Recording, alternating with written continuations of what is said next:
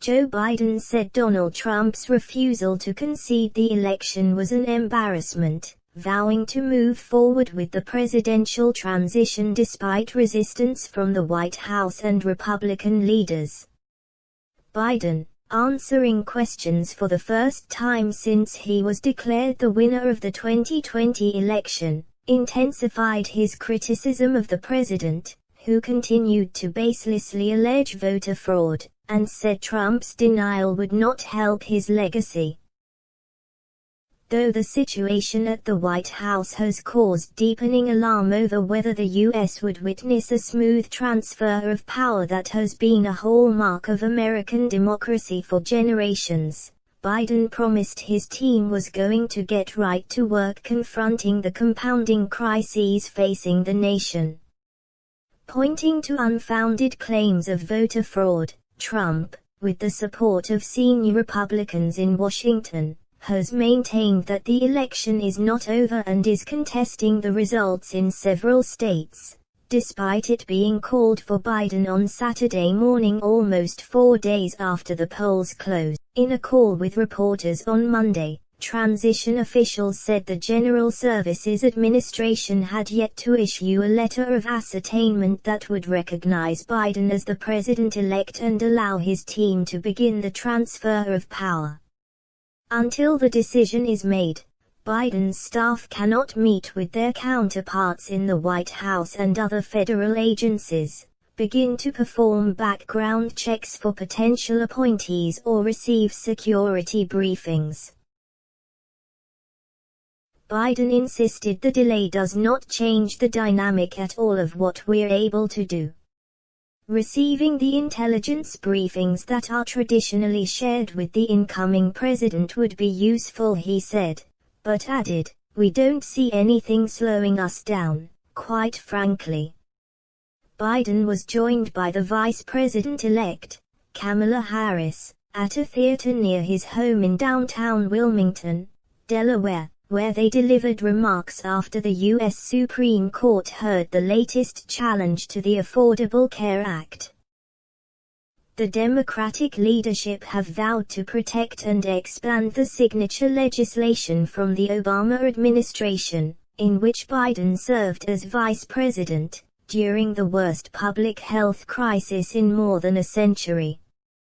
The U.S. recently surpassed 10 cases of coronavirus, as most states struggled to contain outbreaks during the latest wave of infections. In the middle of a deadly pandemic that's affecting more than 10 million Americans, these ideologues are once again trying to strip health coverage away from the American people, Biden said of the Republican state officials who brought the lawsuit that has ended up before the Supreme Court, aiming to invalidate the healthcare law. Democrats made healthcare a central theme of the election, and a focus of the Supreme Court hearing last month for Judge Amy Coney Barrett, whose confirmation cemented a 6-3 conservative court. The health coverage of millions of Americans hangs in the balance if the court rules in favor of Republicans, though Tuesday's arguments indicated that the justices were skeptical of striking down the entire law.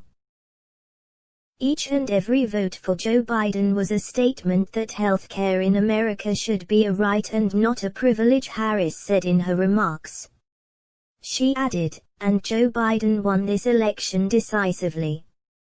Yet few Republicans have recognized Biden as the president-elect.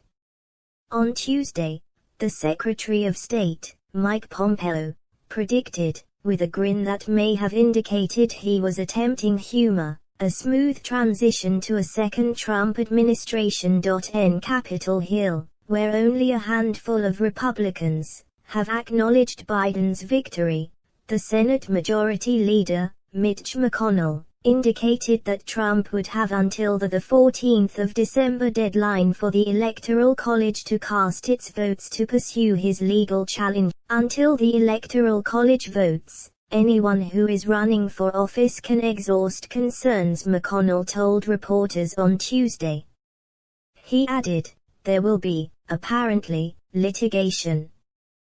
Those cases will be decided. And then the Electoral College will meet. And then we'll have the inauguration. Biden laughed off Pompeo's comments and expressed confidence that Republicans would eventually recognize him as the president-elect. Though he had not spoken to McConnell yet, he anticipated that they would connect soon. The whole GOP has been put in a position, with a few notable exceptions, of being mildly intimidated by the sitting President Biden. Even as Republicans refuse to recognize Biden, world leaders are doing so.